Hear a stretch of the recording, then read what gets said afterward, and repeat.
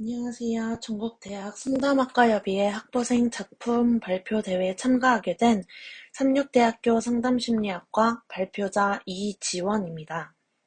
저희가 제작한 도구는 스트레스 탐색 보드게임 스트레스 어드벤처입니다.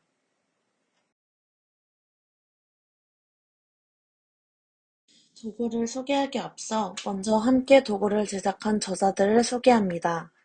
모두 삼육대학교 학생들로 이루어졌으며 저를 포함한 2명의 졸업생들과 3명의 재학생이 함께 제작하였습니다.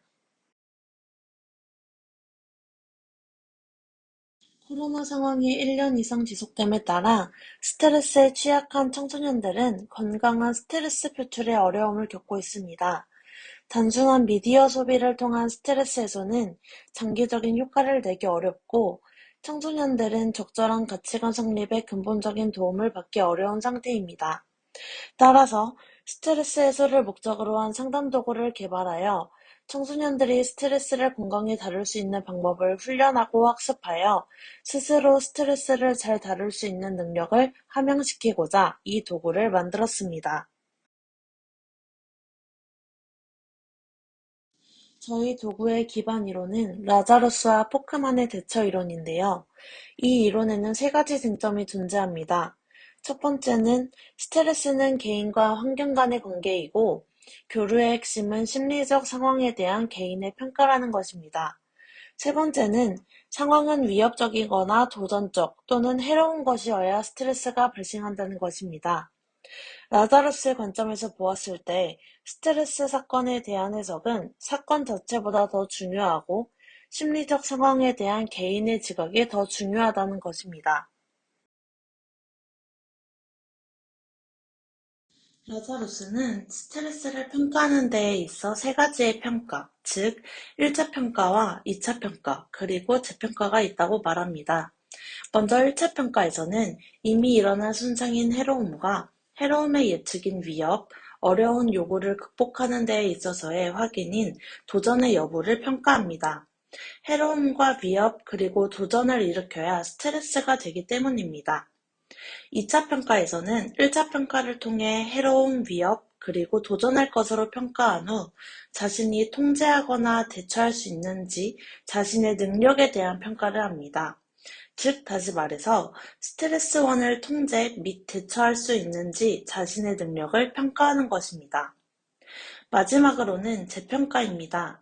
재평가는 말 그대로 능력에 대한 평가를 다시 하는 것인데, 재평가는 더 많은 스트레스를 유발하지는 않고 때때로는 스트레스를 감소시키기도 합니다. 스트레스는 중요하게 여기는 상황에서 대처할 수 있는 자원이 모자랄 때 가장 쉽게 발생합니다. 중요성은 결국 상황에 대한 직업과 평가 같은 심리적 요인에 의해 결정되는데요. 자원의 부족이 잠재적으로 위협적인 상황을 만들어낼 때 나타납니다. 스트레스 대처란 개인의 자원에 부담을 주거나 자원을 넘어서는 것으로 평가되는 특정한 요구를 처리하고자 끊임없이 변화하는 인지적 그리고 행동적인 노력을 의미합니다. 대처에는 4가지 쟁점이 존재합니다. 첫째, 대처는 과정이므로 자신의 노력이 얼마만큼 성공적인가에 대한 평가에 따라 지속적으로 변화합니다. 또 대처는 자동적인 것이 아니고 스트레스 상황에 대한 학습된 반응 패턴입니다. 또한 상황을 관리하려는 노력을 요구하며 통제하거나 상황을 완벽하게 처리하는 것이 필수적이지는 않다는 것입니다. 저희는 이러한 이론을 바탕으로 스트레스 해소를 초점으로 도전과 모험을 겸비하여 흥미를 유발시켜 좀 더 쉽고 재밌게 스트레스 해소 방법을 학습 및 연습하는 도구를 제작하였습니다. 저희 도구의 이름은 스트레스 탐색 보드게임 스트레스 어드벤처입니다. 제송은 아동 및 청소년으로 잡았고 인원수는 최소 2명, 최대 4명입니다. 소요 시간은 메인 게임은 45분, 보조 게임은 약 30분입니다.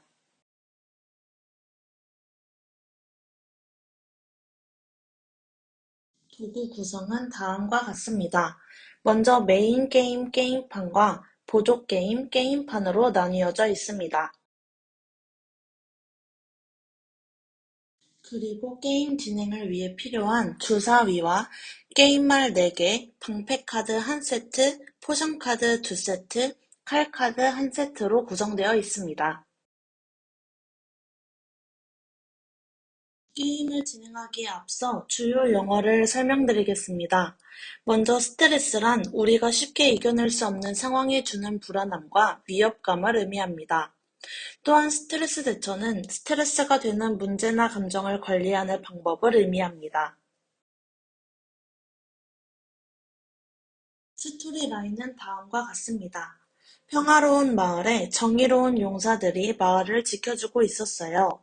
어느 날 마을 사람들이 괴물들이 나타났다며 용사들을 찾아왔어요. 마을 사람들이 알려준 괴물에 대한 정보를 획득한 용사들은 괴물들을 마주하기 위해서 모험을 떠나려고 합니다. 여러분이 직접 용사가 되어서 괴물을 만나러 떠나볼까요? 다음은 게임의 특징입니다. 이 게임은 라자루스의 대처 이론을 기반으로 스트레스에 대한 1차 평가와 2차 평가, 그리고 재평가를 다룰 수 있습니다. 또한 게임을 시작하기에 앞서 용어들을 먼저 학습하여 게임의 주제를 확립할 수 있습니다.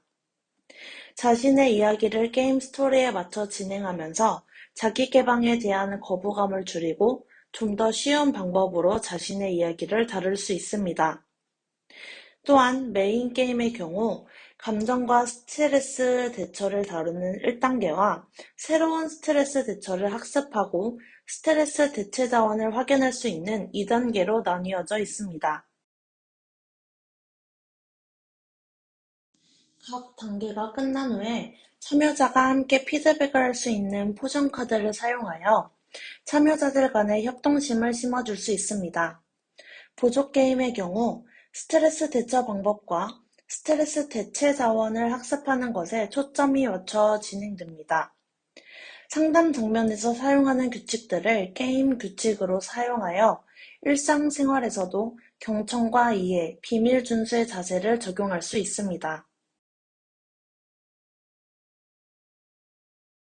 게임 방법입니다. 먼저 진행자는 게임의 스토리와 주요 용어를 설명합니다. 참여자들은 수배지를 작성한 후 발표하고 순서와 말을 선택합니다. 단 게임 순서는 진행자의 시계 방향으로 진행합니다.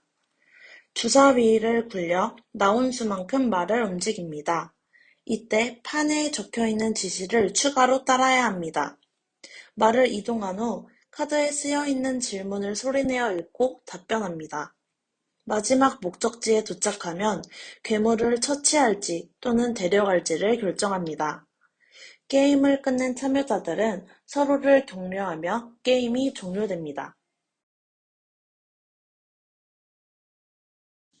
보조 게임은 메인 게임과 같은 진행 방법을 사용하지만 게임판 위에 있는 행동 지시가 추가되어 있습니다. 지시에 따라서는 뒤로 이동하는 것이 가능해집니다. 또한 현재의 대처 및 감정을 확인하는 부분을 제거하여 대처 능력을 연습하고 학습하는 것에 초점을 맞췄습니다.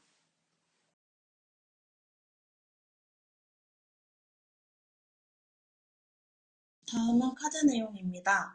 먼저 방패 카드의 경우는 스트레스에 대한 반응을 어떻게 하는지, 그리고 감정을 어떻게 인지하고 표현하는지에 대한 질문들이 적혀 있습니다. 첫 번째 단계가 끝나면 포션 카드를 통해 피드백을 하는 시간을 가지게 됩니다. 포션 카드에는 1단계의 피드백 질문들이 적혀 있습니다.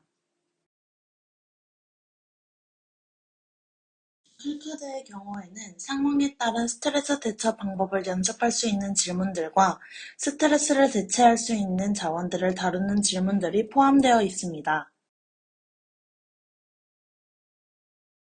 마지막으로 두 번째 포션 카드에서는 괴물, 즉 스트레스를 수용할지 제거할지에 대한 포인트 질문과 전반적인 게임에 대한 피드백 질문들로 구성하였습니다.